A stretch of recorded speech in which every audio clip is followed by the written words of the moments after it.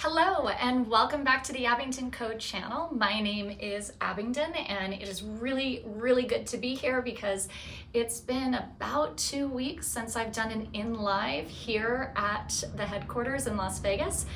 We've been on the road, we've been doing air shows, and I took some time driving back from Florida and Nashville and just all the different things that we've been doing over the last couple months. So it's actually really nice to be back in this space. So I'm so glad that you guys are joining us for this video because this is something that I do every time right around the springtime as the summer warmer temps start to happen.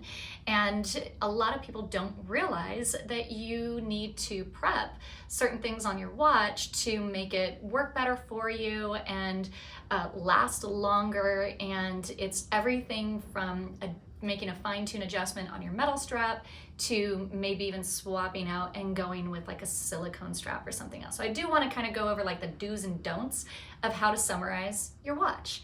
So if you do have any comments or questions or you want me to go over anything, as always, I have all the comments right up here with me on this video. So you can just chime on in, write your comment, question, and I'll address it here in the video. So let's jump into it.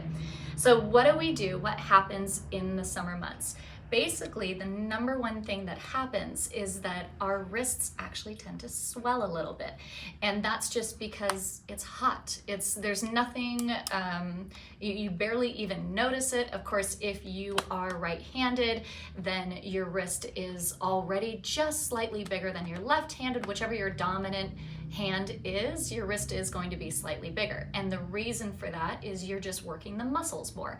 So this is something that you can do easily if you have a certain type of buckle on your watch. And I should start off with saying this does not just apply to an Abington watch, this applies to any watch. So yes, we are a watch company and everything that I'm going to show you is based off of Abington watches, but really for any watch that you have, the tips and tricks that I'm about to show you can work. So the first thing that you would want to do with your to summarize your watch is on the buckle here. Do you see how you might have to take your watch off to check this out? But on a buckle, you've got several holes that are holding what's called a spring link.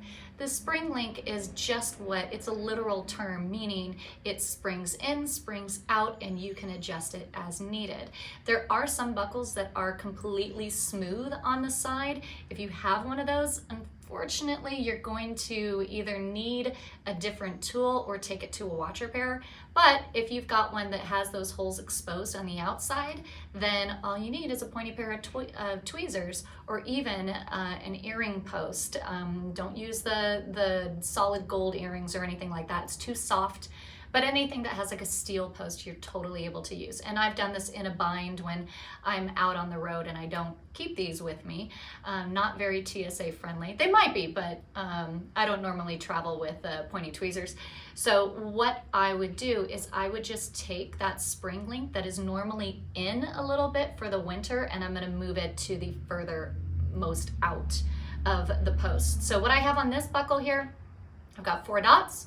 And right now it's on the second dot in. So all I'm going to do, I'm going to show you real fast, is take these tweezers. I'm going to lay down the watch on a soft cloth, something that is not going to scratch the surface of the case on a hard. So I've got this just basic cloth. You can use any type of cloth.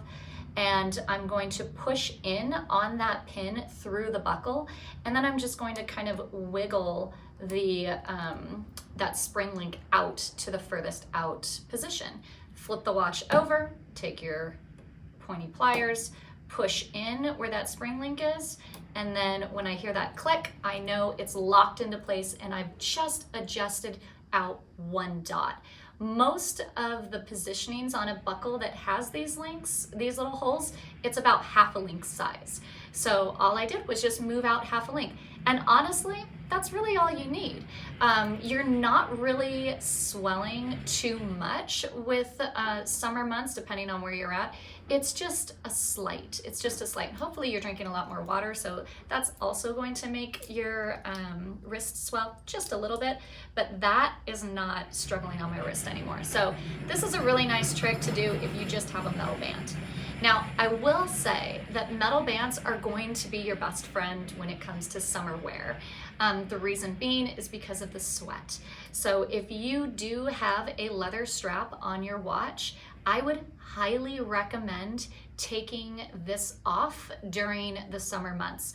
So a leather strap, if it's a genuine leather, then you're absorbing sweat, you're absorbing dirt, you're absorbing the different just elements of the summer, and it's not going to look really good on your leather strap. And this goes for any skin. So any of the alligators, the crocodiles, any of those exotic straps that are out there in the watch market, anything that is a skin is going to be absorbent. So you probably want to remove them and use them for either just a special occasion or keep it for the winter. I know a lot of people like white straps in the summertime, and I'm with you on that. I'll definitely wear a white leather strap. Just know that you are going to wear through it a lot faster than if you just kept it for the winter. It's not a big deal. Straps are wear and tear items, but just keep that in mind. So I typically take my leather strap and I put it to the side, and I'll only bring it out when I have something for like a special occasion or something like that, where I know I'm probably not going to get into water, I'm not going to go to the pool, I'm not going to go to the ocean, because those are the times that you really just want a metal strap or a silicone strap. So I'm going to show you how to change out for a silicone, because the silicone strap is the other strap that I highly recommend for summer. If you don't want something metal, because there is one thing that does happen, this has happened to me at really, really hot outdoor events like races and air shows and just stuff where you're in the sun or at the beach, the metal can actually get really warm on your wrist. So you don't really think about that. It's not like it's burning or anything like that, but it can be hot to the touch. I have picked up my watch that was sitting outside on the balcony or something like that, and it just got really hot. So what I like to do, and especially if I'm going to Lake Las Vegas or Lake Mead here, just over by the Hoover Dam, when I'm going scuba diving, is I will take my silicone strap and I will put it on the watch. And with our straps, they're all completely interchangeable, but this is going to guarantee, one, it's going to be cool, two, it's going to be waterproof, it's just going to be a lot better on your wrist for when you're getting into hot, wet, sweaty type of situations. So thank you, Scott, about my voice. I know if you saw some of the previous live videos, over Sun and Fun, over the air show, I lost my voice completely. So much so that there were my air show families, they brought me drugs, they brought me Airborne, they brought me honeys, cough drops. I am addicted to honeys now. Those things are like the best cough drops. So total side note, sorry for the tangent, but yes, it's so nice to have my voice back because it was gone for like a solid week. I sounded like I was smoking since I was 10 years old. So yeah, back to straps. Silicone and metal, that's what I recommend for the summer months. The last thing that you do want to do, and this is really kind of catered towards the divers, is if you are going to be diving in the summer, or just taking it into the water, for an automatic or a battery operated, everything that we have here is 165 feet water resistance as a bare minimum. But for those that are diving with them, you really want to get those gaskets replaced. You want to make sure the watch is water sealed if you are a diver with your watch. So those types of things, they're wear and tear items. If you think about gaskets in your car, gaskets in your airplane, gaskets on the O-rings of your octopus, on your scuba tank, all those types of gaskets, all those rubber elements that keep water out of certain places, they will wear out after a time, especially if you're dunking them and you're bringing them and swimming them in salt water. Salt water is going to be very corrosive, much more so than fresh water. So definitely make sure that you have fresh gaskets in your watch, that you've gotten it waterproofed or water tested, and that it's holding that water resistance. It's not a heavy expense. If you're going to a watch repair store that is local, you should be spending less than $50 to get your water proofing or water testing done. If you send your watch to us, we can do it, and we definitely do it for less than $50. I think we do it for like 25 or 30. So it's not a heavy expense.